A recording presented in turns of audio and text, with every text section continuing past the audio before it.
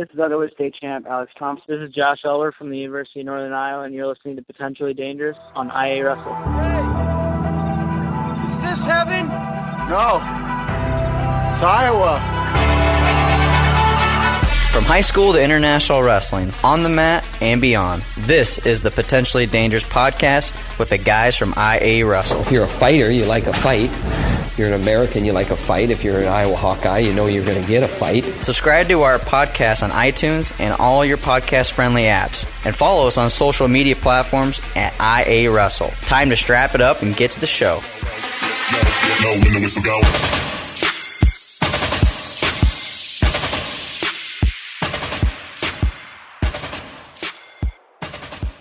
Episode 100. We are here, Potentially Dangerous. Tony Hager, your host, joined by always Ross Bartachek, our Ross B. Check at Twitter. We're pumped up, man. The night of conflict is behind us. Michael Millage, wow, what a show. Or Michael Blockus. That's just gonna haunt me for the rest of the year. This is wow, night of conflict is behind us, but we got some big news here, Ross.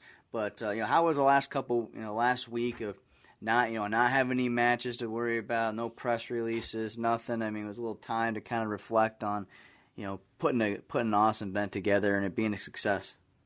It was definitely much needed downtime. Obviously, we're heading into college grind. Next week, I'm going to WrestleOssa in Iowa City, Tony. That's crazy. It's already here. I'll be at the Iowa State Media Day on Tuesday. I haven't even heard when UNI's is. I think it's in a couple weeks. Hopefully, Ryder's going to be there, but if not, I'll head up there like last year.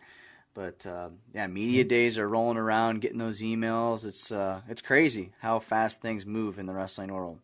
Yeah, so that's coming back, but it was definitely nice to just have that downtime. I think our event went really well. Seemed like we had quite a few more people in there than the year before. Matches were great. I mean, all of them were tight. A couple come from behind. Obviously, Thomas Gilman stole the show a little bit there on the sideline. But, I mean, overall, I think it's just a really good – I mean, we put together a really good event. Pat ourselves on the back a little bit there. But yeah, the only lopsided matches were, Cassiope and Felicity Taylor. There was only 2 falls, if I remember right. Yep. So Felicity Taylor coming up big for the girls, putting up a fall over the number 5 ranked girl in the nation. So obviously that event's behind us, and we can't wait for the next year. War at West Gym will be our next event that we'll be doing, and maybe we'll have some news out of Ames, Iowa that we might be sneaking in there with an event. So more on that later. But the big news. Out of Iowa that we're pumped to be a part of. I teased it on Twitter, and Ross, you were kind of a guy that got this started. Reached out, they reached back to you. Why don't you let listeners know where Iowa, one of the biggest tournaments possible for an all-star team to be a part of, where Iowa's going to be at? Well, Tony, it sounds like Team Iowa is going to be sending a bus to Pennsylvania, to Pittsburgh, and they're going to be in the Pittsburgh Wrestling Classic, or some people refer to it still as the Dappper Dan, even though they changed the name to the Pitt Wrestling Classic. But like you said, we got contacted through just some crazy random events, it seems like, but we got connected with the Dappper Dan Pitt Wrestling Classic people, and they wanted a team from Iowa to come out, and we're going to put it together. We're going to send a team. Yeah, so this will be all-star matchups, the best kids in Iowa, the seniors. They got to be seniors, and we literally have one of the best Iowa teams that we've had for a while. Let's break down those a little bit here, but for people that don't know about the Pittsburgh Wrestling Classic or the Dappper Dan, never heard of it, Ross, how is this formatted? I mean, this isn't a huge dual tournament. This is a pretty selective group of teams that get to come to this. Right. So they got 4 teams. There's the main card is Team USA.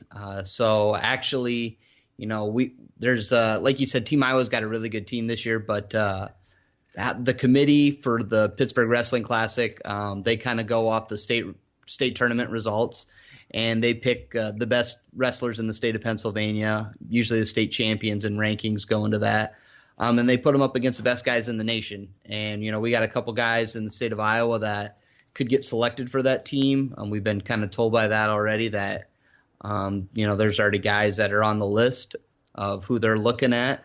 But basically, Team Iowa is going to go out there, and they won't wrestle the Pennsylvania A team. It's kind of like the B team. It's the WPIAL team. It's still a really loaded team. WPIAL usually, that dual team usually still puts up a really tough duel for any incoming state. So it's a really good opportunity for these Iowa kids to get a chance to go out. And, hopefully this team doesn't get poached too hard by the USA team so that they can go out there and put a beating on some Pennsylvania kids. And then what I was really excited about it was they have modified rules, periods. So it's only 2 periods, 2.5 minutes. In both periods, you start in neutral. So there's lots of action that you do get to see in these matches. We installed the push out rule, and after the night of conflict, I've got really 50-50 if people like the push out, don't like the push out. Basically, if you've been called the wrong way or didn't go your way, you don't like it, obviously.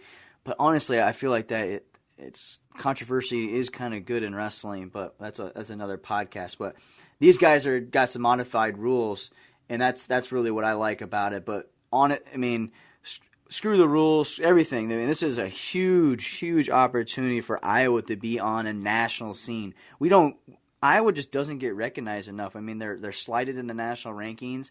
If you don't participate at Fargo, if you don't have a good Fargo, you're pretty much screwed. Right? The Eastern teams just get so much more looks or have so many bigger national tournaments that they get to compete in through the year.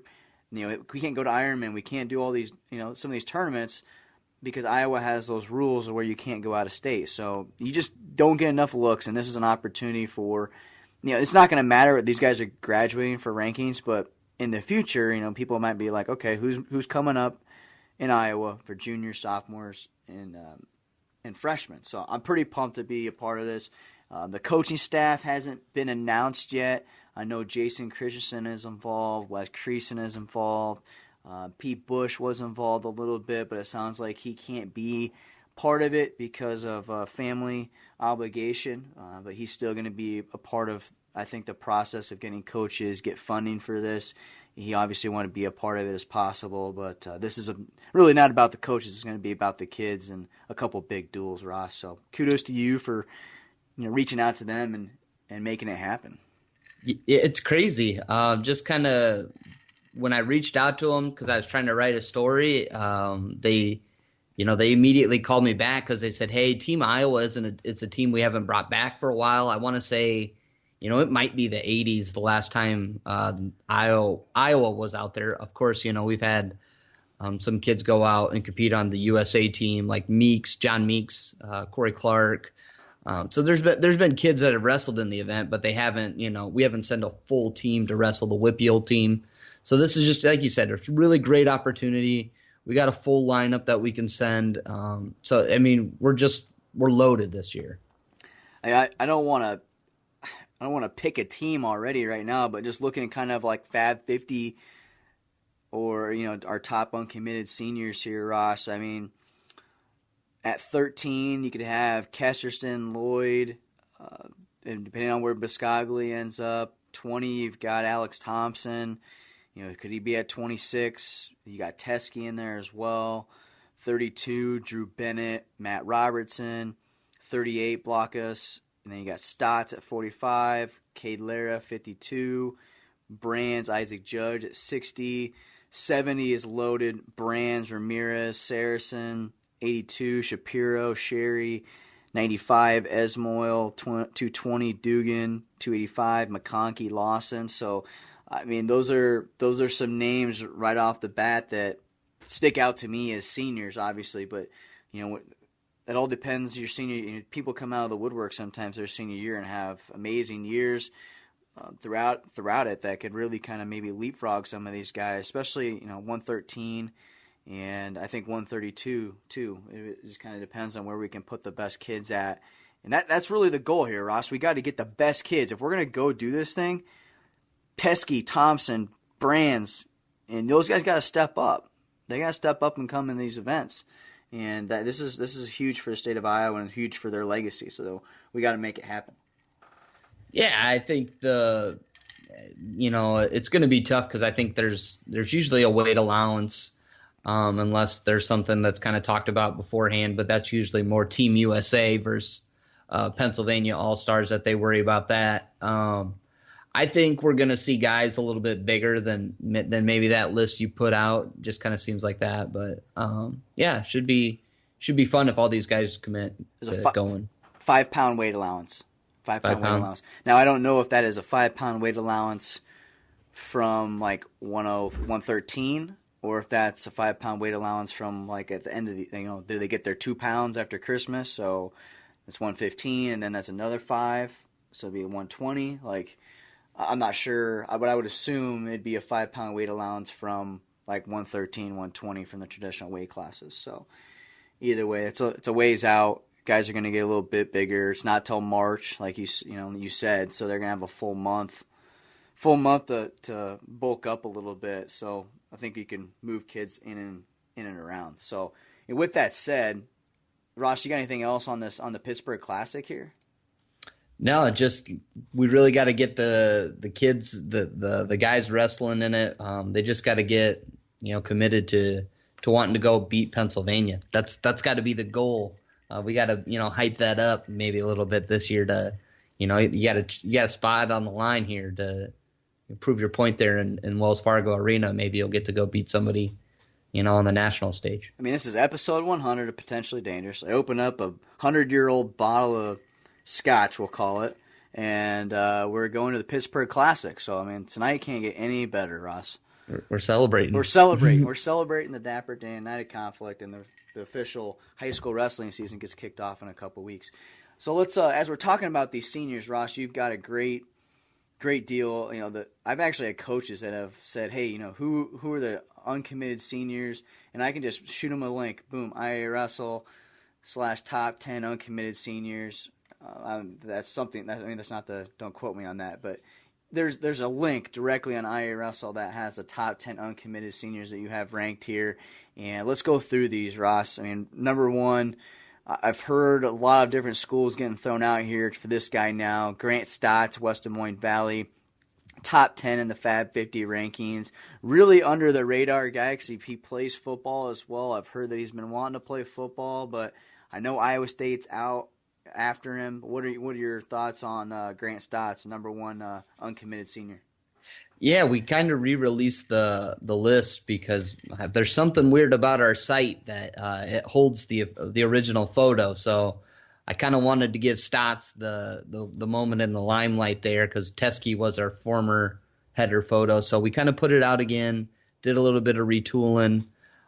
Stotts, I think he's a bit of a hard case to figure out because where's he going to go and weight? When you just kind of ran through the top seniors there, you said you had him at 145. Well, when we talked to him in a couple months ago, he said maybe I'm going to end up at 65, 74 for college.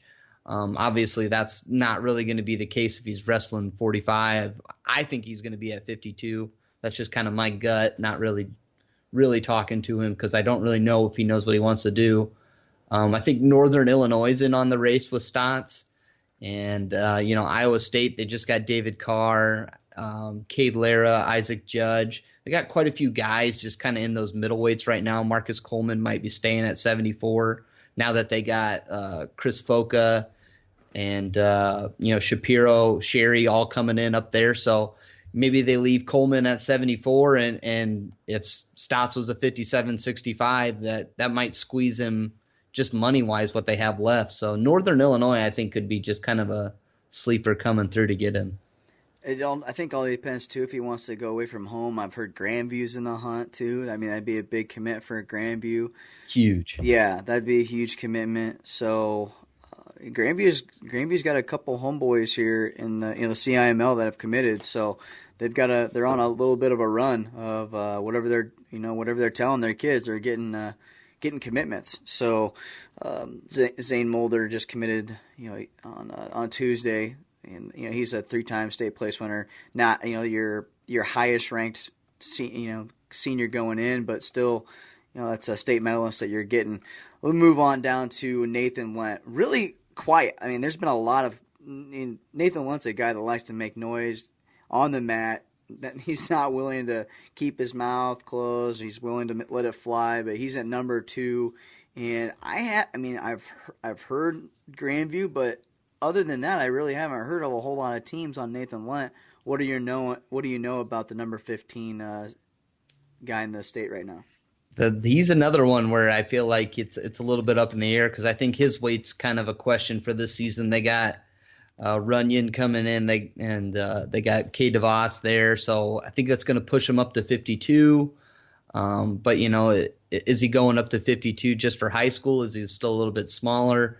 So I don't know on Nate what he's going to do. So I guess what you've heard on there would be the inside details. I haven't heard much on Nate. Yeah, that one's. That lineup, they're gonna have to do some tricky things there, and someone's gonna have to earn their spot. You always have to do on that Southeast Polk lineup when you get transfers in like that. So it'll be interesting to see where Nate lands. But number 3, Schumacher, Martinsdale St. Mary's. I feel like that's another a quiet guy. Martinsdale St. Mary's. There's a team that doesn't have a ton of, I guess a flashy team. So. When you're thinking college, you're not thinking of somebody, D1 talent. You're not thinking of somebody from Martinsdale St. Mary's. It's just the way it has been. But what do you know about Logan? Is there D1 teams on this kid? He's been contacted by 3 teams I know, Division 1, and that was a little bit ago. So I'm sure there's been a little bit more, contacted him now. He might be a little bit of a later commit, just kind of, I think a lot of his, interest is going to be driven this season, unless he kind of goes and does something. I don't know if he's registered for preseason nationals.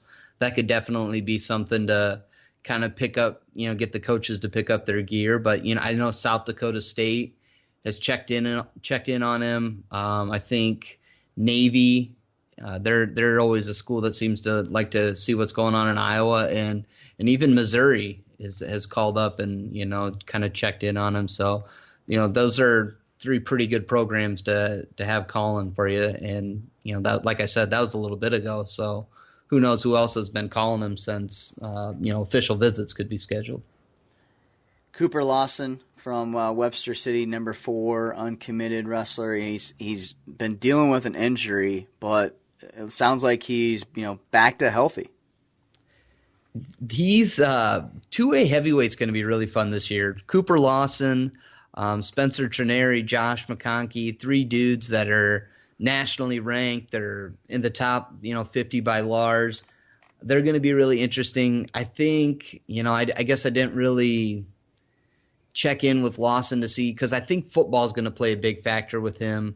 And I don't know if, Division I football is the end goal for him, kind of like what we saw with Chase Schultz, where, I think he went Division II. So I think that's still on the table for Cooper Lawson, just to I think he kind of wants to play football. I think he could, pursue that, and that's why he's going to be a late commit.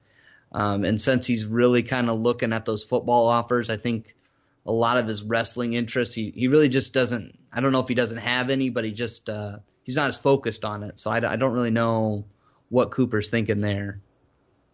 Yeah, I haven't heard. I'm definitely not in the know with these upper weight guys, so I'm out on Cooper Lawson. I definitely check in with him. And Ben Saracen, it's another guy that I don't know a lot about, but he's number 5, Cedar Rapids Kennedy boy. 2-time state medalist. He's been towards the top every year. But this could be his year that he has a kind of breakthrough. He's been behind some guys. What are your thoughts on Ben? For unsurprisingly, Northern Iowa showed up on Ben's list. I feel like every single kid that's committed this year. I mean, Teskey, I guess I can't remember about Tom's, and I think he was on their list, but just about every guy in our top 10, probably top 15, 20, all listed UNI before, whether they committed there or not. And obviously UNI has been pretty successful, so maybe they're still going to be going after him. I know UNI's probably, picked up a lot of commits for this year. Iowa's in the picture. A couple, more academic schools like Penn, Columbia have checked in on him, but Coe's right up the road from him, not that far, so he could end up at Coe. I think Ben's got he'll probably be another guy that's probably going to be more in season before he kind of figures out what route he wants to go. Yeah, Northern Iowa is popping up in a lot of these guys. It's like if you're in Iowa, they are definitely talking to you. It's crazy, and it's paying off for them. Matt Robertson, this is I'm curious to see where he goes, because Pete Bush definitely influential on him, and I really liked his battles with Braden Burt, and I wish that we had one more season with these two. But Matt Robertson, I think too, is a guy that doesn't do a lot. He doesn't do freestyle, from my knowledge. I know he does wrestle in the summer a little bit, but doesn't do a lot of freestyle, so therefore he is definitely under the radar as far as national rankings go. So right now you've got him at number 6. Lars has got him at number 22 in his Fab 50 rankings, which hopefully Lars is going to update here soon, so we'll get an idea if these are in line. But Division 1, Division 2, Division 3, where do you see this guy falling in line at? NAIA? Right now, he's kind of wanted to keep it a little bit more private, so I won't really give out all the schools. I'll tell you Iowa State's a visit coming up. And I will say that Campbell was ruled out recently. I'm not sure what happened there, but he just kind of said, that was a school he was considering, and he checked in with me, and that school's no longer there, so he must have kind of made the decision to go also with that school. But I think he's leaning in state, but I'm not sure.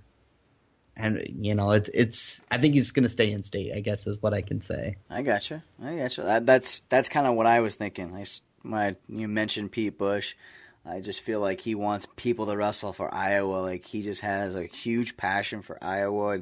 And doesn't matter what school, but he wants to keep his kids in Iowa if possible. So, moving on down, a kid that just completely came out of nowhere for me last year. Like, I was like, who?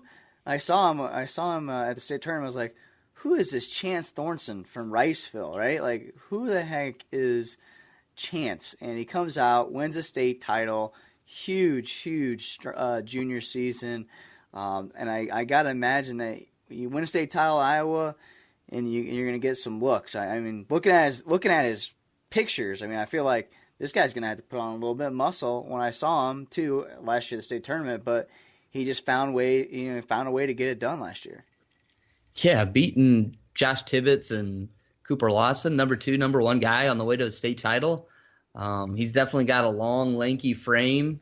I guess I don't know what they'll do with him weight-wise, but Lars actually deserves the credit on this one. He found out that Air Force and Luther College are the 2 schools that he's looking at.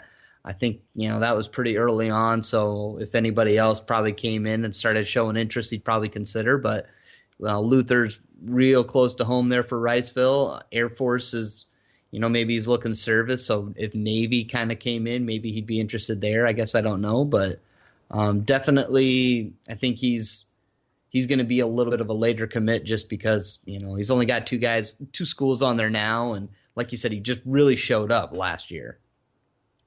Another guy that showed up last year, I believe, this is a guy too that I'm not sure where we were ranking him prior to going to the state wrestling tournament, but Brady Henderson was a guy that I felt had a really good shot to win the state title, ended up getting it done at the state tournament.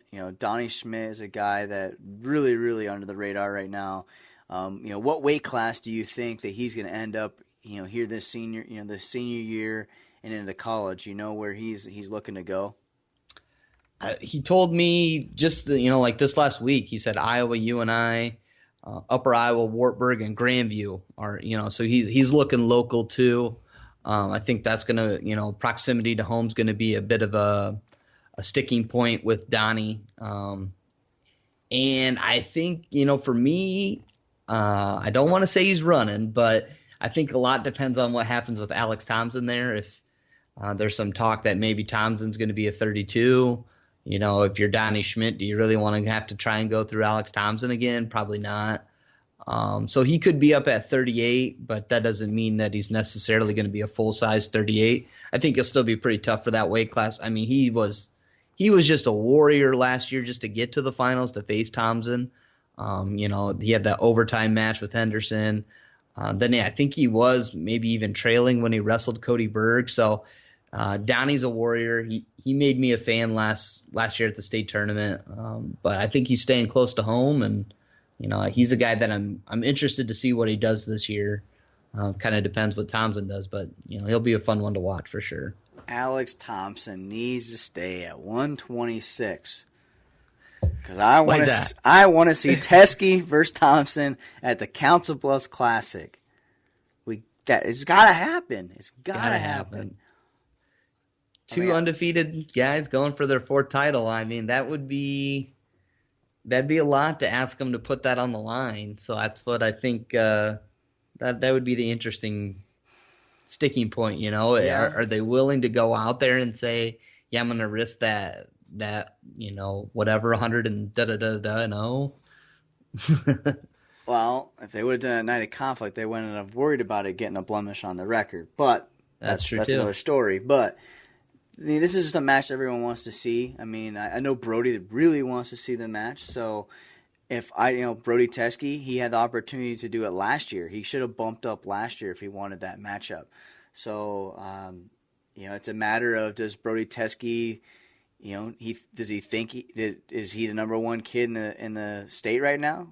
Alex Thompson is. So if he wants to be the number one guy in the state, he's going to have to bump up to wrestle Alex Thompson. In fact, if he is going to 132 at Council Bluffs Classic. So it'll be interesting to really see how that plays out at the Council Bluffs Classic. If both wrestlers are in the event, if they're at 26, if Brody maybe bumps up to 32, because he was talking about bumping up. But round out this top 10, Tanner Sloan, Alburnett, and then Gage Perrin from Southeast Polk. Two guys that are really kind of waiting for those breakout wins. Gage Perrin's been around wrestling ever since I've been covering wrestling, just kind of in the weeds. He's had some big wins, but haven't had the big wins to get it done. He's kind of been in the shadows of some of the other Southeast Polk, studs, and hopefully this will be a year that he can get the job done. But let's move on. Let's move on here to big event coming up, the Super 32. That is this weekend. This weekend coming up, we've got middle school division, high school division, both at this event. There's girls too as well, but I haven't seen the girls list to see if we've got anybody going out there. But I gotta imagine that we're sending a pretty good field out there, Ross. And who do you know is going out there? We got a lot of guys, Tony. I'm going to start in the middle school division. And the middle school division. We got, 3 guys, Siebold kids, Cale Peterson, Ryder Block, Carter Fausick. All, they're all hammers. They all, beat kids up. And I love, Carter Fausick. We've seen him compete at Conflict at Carver. He's just got really that attitude that's really fun to watch. So I think we got a chance to bring home 3 belts in middle school. Wow. And then, we've brought some belts home before at that middle school division, if I'm not mistaken. I don't have the stats in front of me, but I'm pretty sure we brought some home last year. I felt like, didn't Fausick win a belt? I think he did win. Ryder Block was the OW for the 11U, so I guess he would have been elementary division, but so this will be his first shot into middle school. I think Colin Shriver was the middle school OW, so that would have been 2 years ago. Yeah. So who's also going to be there? Yeah. You round out that middle school division. You got Robbins, Greene County, High Stand, Logan Magnolia, and then Taylor out of Salone. So high school division, the names that you're familiar with, the big names, Drake Ayala from Fort Dodge. Lost at Agony and Ames. I was a little shocked on that one. Is this, we question, is this weight class? We did the same thing with Colin Shraver after, he won the Fargo National Championship. Is 106 going to be a big bump for him? I'm not sure what he weighed in at Agony at all. I'm not familiar with that event exactly in those details. But Ayala's there, Evans from Bettendorf, Colin Shriver from Mason City. 106 is absolutely loaded at 3A this year. It's insane. It's unreal. I really wish that Rathjen was going to Super 32. I don't think he's at 106 right now, but he could be. Uliano from Waukee, I think that's how you pronounce his name. And then Nick Oldham, wow, huge conflict at Carver tournament, right? Yeah, he beat. I mean, hate to say it, but it's almost like, holy cow, Nick Oldham maybe should have been in Night of Conflict. Yeah, he beat Ramos, right? Beat Ramos? Beat Ramos. Yeah, beat Ramos at the Conflict at Carver the next day. Just really kind of, Flo gave no promotion to it. I'm not sure why. That was a huge upset. Nick Oldham coming in and defeating him. We don't have the video, so we couldn't share it. I'm not sure why Flo didn't. But huge tournament for Nick Oldham. Yeah. So he's got to be like on cloud 9 right now going into this tournament. Well, yeah, so Ramos and then Dylan Ragusin, I think. Ragusin? I think that's Ragusin. Ragusin. Yeah, they were both in the bracket. I think Ramos beat Ragusin on his side, but still, he won a tournament with 2 guys in the top 10 nationally. So that's huge. Obviously, after making the state finals as a freshman, he didn't have what he he didn't get what he wanted as a sophomore, but he's really starting this junior year out really strong. I'm really happy for him. Yeah, Braswell at 120, Reeves is at 120 for Albia. Then you got Brody Teskey. We haven't seen him all summer. Boy didn't go to Fargo. He's just been on that recruiting trail, getting that money. Yeah. So it'll be interesting to see how Teskey does after this long wait. I know he's hungry for a matchup.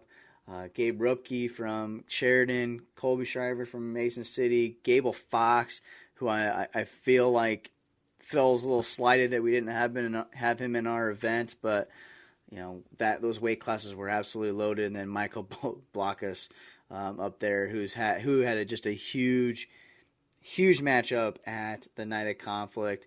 And if he goes into Super 32, has a hell of a tournament, that boy's going to be ranked in the top 10, top 6. I feel like that was a huge win at Night of Conflict. Super 32, this is his year. He's got to pull it off. This is a great weight class for him, and I'm excited to see him. Out of all the guys, Michael is a guy that I do feel like could have a real good shot at placing real high at Super 32. He's like kind of like a sleeper. Obviously not for us since we see him all the time, but he is just that prototypical. He's a hard worker. He grinds it out. He had the lungs to go with Malcolm Robinson didn't have, and I think you're right. This is one of those opportunities where a guy comes in and he has his breakout year, and we saw it coming because we get to see. Like I said, we see him all the time, but he's going to open up some eyes. I'm hoping this weekend. So, Super 32, it's under the books. We'll have coverage for you all weekend on IAwrestle.com, on our social media. We'll try to keep you up as much as possible. It's on Flow, so we'll try to be doing our best to read Flow Arena and then get you those results as fast as we can. Big week. Let's just keep this show going. This is episode 100, so let's keep it going here. Iowa State, UNI. Just riding some recruiting trains right now. Iowa State, obviously on fire here. David Carr, Foka, Foka kind of just went like under the radar because he's not on social media. His dad took him off of it, so there wasn't the whole the 4-picture announcement of the school, the logo, him in a singlet, swap singlet, and then bless me or hallelujah, type commitment. So we didn't know, a lot of people knew about it. So big, huge commitments from Iowa State. I mean, you put out an article here this morning that really the dresser timeline from KJ getting fired, coming in, losing recruits. I liked it because I mean, it is kind of crazy, what he's been able to do from when he got hired to now. How much that program has changed around. Almost, they've already broke the record for season ticket holders that they've ever had at Iowa State, and they got beat by UNI last year. They have so much buzz around Iowa State, it's insane. I mean, it's mind-boggling to me. They have, out of all the crazy Iowa State teams, when there was people lined up at the door when I was a little boy to try to get in those dual meets, that Iowa State now has the most season ticket holders they've ever had, and they have just been horrible for the last how many years. It's crazy. Dressler is a salesman, a CEO, and he's doing it, and I love that we have so much excitement at Iowa State, because there has not been any for since we started IAwrestle. I know that. Right. It was a really fun timeline for me to put together. I'm not sure, what the readership reaction was to it. I didn't really look into it, but it was, like you said, it was just kind of crazy how starting at the end of January that everything just kind of snowballed and just took off like crazy.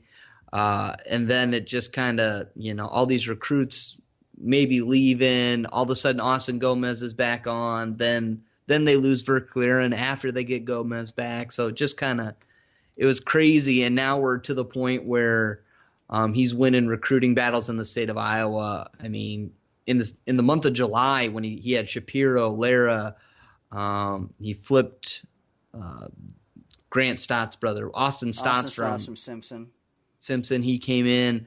So, I mean, he won a whole bunch of recruiting battles there in July. He seemed to be really just picking up a head of steam. Then he lands David Carr, top 5 wrestler in the nation. And he's also got the number 13 recruit in the class of 2019 already. So just a crazy turn of events of how far we've come in 8 months. So Iowa State's been on fire. UNI's been on fire too. The old Schwab boys up there, they're not, they're picking up some in-state talent. Some hammers. Yeah, some hammers. Hammers. Oh my God. Ever since I texted you about some hammers, I swear on my Twitter. So I texted everybody that's listening. I texted Ross the other day. I said, we gotta lose the word hammers on social media when it comes into wrestling. Like, there can only be so many hammers. I mean, everybody only has like one hammer in the garage, right? Like, how do we have like 5,000 hammers in Iowa, or in the country? So it's my mission that we're going to try to lose the word hammers this year. But I saw so many people using the hammers today on Twitter. Like, I don't know if I just was like in my head, like, I hate this word now. Like, I'm just seeing it on Twitter all day long. Like, hammer. It's like when you buy a car and then all of a sudden you start noticing that everybody drives that car. Yeah. And it's just because you're just aware of what's going on. But yeah, I bought a Kia. Yeah, you're right. I bought a Kia Optima, and I'm like, I feel like no one drives a Kia. Why am I buying a Kia? Like, this is a pretty sweet car, and I feel like no one has it. And then I buy it, and then I'm like, I see a Kia Optima everywhere now. Like, what the hell? So, yeah, you're right. It's a good point. You see things that you don't normally see when you're annoyed. So it's crazy. But anyways, UNI, wow. They've got a bunch of potential at the All-Star Classic with Foster, Thompson, but these recruits, Drew Bennett comes in. I know Iowa was hard on him. Iowa State was in there a little bit. Drew Bennett's one of those guys. He's had a tough month. Lost Agony, lost at the night of Conflict, and I just feel like he needs to get a little confidence in there. He's up a little bit of weight class. And they just don't really know where he's going to fit in this lineup right now with Teskey. Not for sure where he's going to go, 20 or 26, 32. They really need to get this lineup figured out for Fort Dodge. They got Esmoil. That's one that we pretty much thought was going to happen, right, Ross? I mean, it's kind of felt like that since the summer, probably, yeah. the New Hampton train. Noah Glasser's there. He committed. So Fox. Yeah, I mean, it's a great lineup that they've got. Biscaglia coming in. They got 125 with Rudy Yates. I mean, they their future 25s. So they go and pick up one of the next best options in state. They miss on Teskey. They get Biscaglia, a guy that's we're wondering if he's going to be 125 or 120, 126 this season. So I think he's going to be a good size to be 125 for the Panthers. He's not going to outgrow it by the time he gets there, hopefully. And then they've got McConkey there too. I mean, think he could be. I mean, we mentioned him as the top senior, possibly for the heavyweight at the Pittsburgh Classic, and I think that's a guy that's been under the radar. He's already committed. He committed back in August.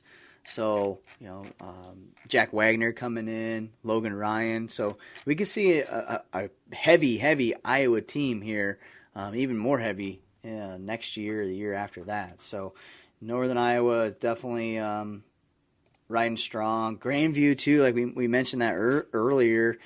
Guys on the, I don't want to say lower tier, but they are.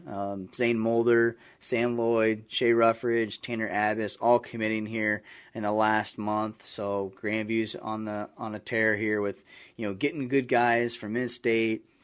Nick Mitchell's been known to develop these kids too. So Grandview is definitely on a good thing. And one thing too, I did learn from the bags tournament here, Ross, that a couple people have left Grandview. Gio Freddy from Indianola. Some of you guys might recognize that name. One of the hardest workers that I've heard. When Clint Manny tells me that this kid is a hard worker, I believe it, because Clint Manny, used to chew raw eggs when he was doing a 5-mile run. Like, he just eat a raw egg.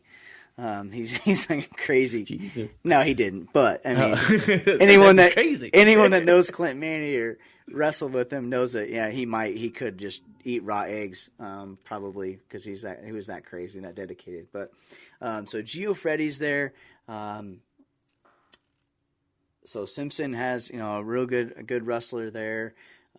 I mean, they've got some work to do down there in Indianola, but they've got a full-time assistant coach. So I had a great time at the Simpson Wrestling Bags tournament.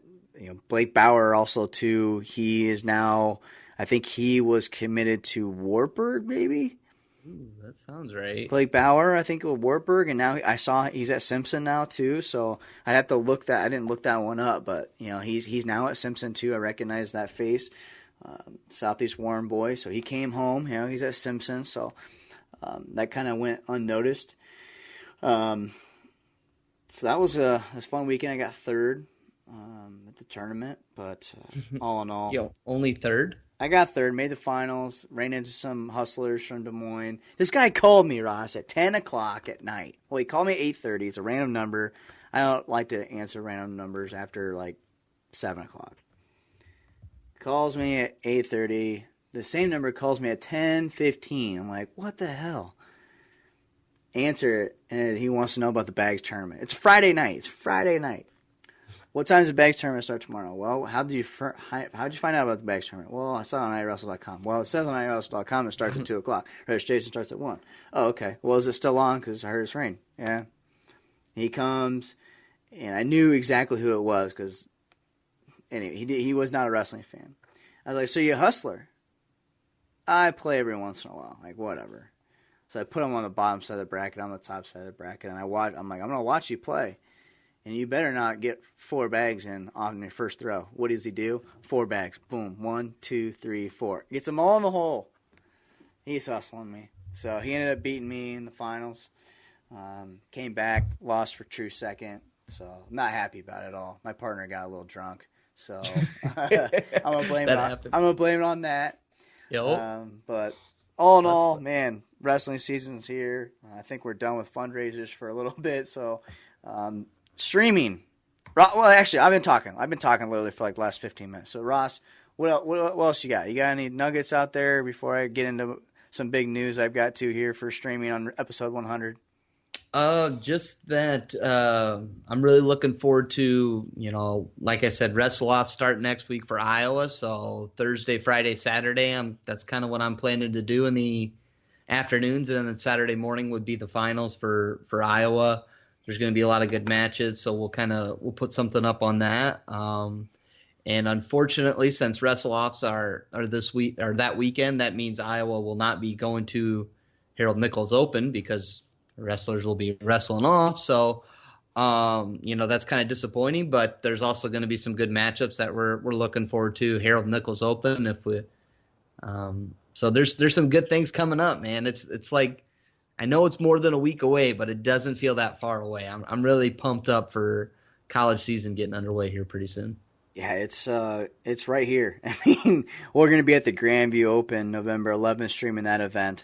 We are. Yeah, we're going to be doing that. So that's what I kind of wanted to get into is, this been so focused on Night of Conflict that, hey, we got an IAwrestle season pass this year that you literally can't pass up, and it's going to be $69.99, and you get all of our events. And I'm gonna run down these. And you tell me that this is not a bad event.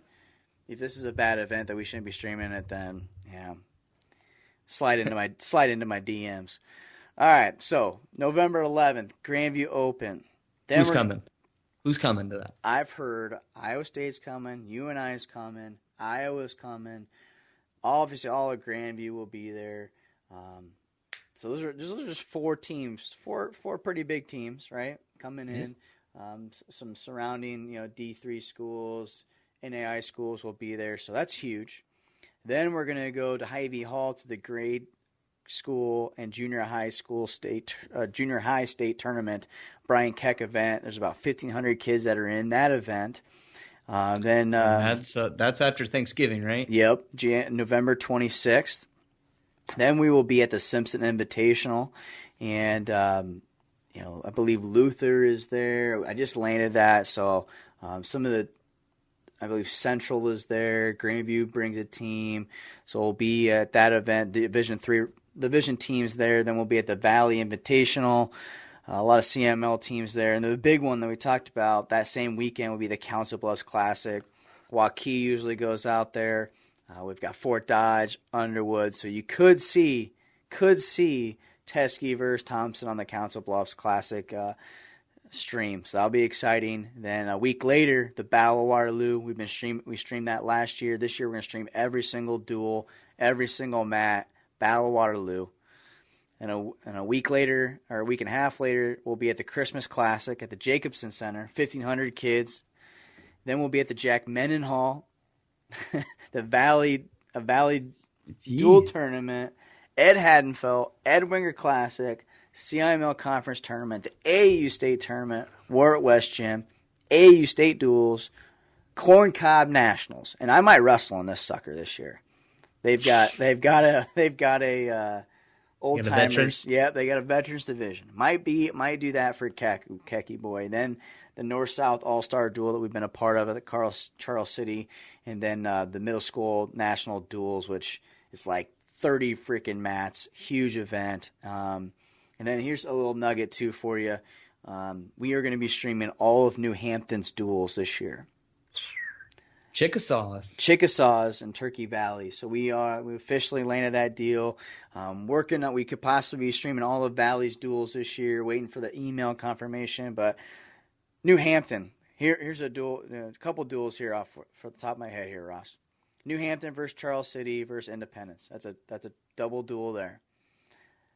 Then a big one, New Hampton, Crestwood, Waverly Shell Rock. Yeah, not a lot of, some bad blood there between Waverly Shell Rock after what they said about Michael on the forums. And then you're going to have New Hampton versus Denver too. So you could have, Denver's dropping down now to 1A. So those could be top two teams in 1A, 2A going at it. Live on IAwrestle through Track Wrestling. So we're going to have all this information up on the website here soon. But if you want to stream every single duel or every single tournament, perfectly fine. That's $10. $10 at an event, just like Track Wrestling normally does. Some of them will be $14.99, but $69, you can get all of the events. We're going to have 25, 30 events plus this year, and this will be a great package for you to have.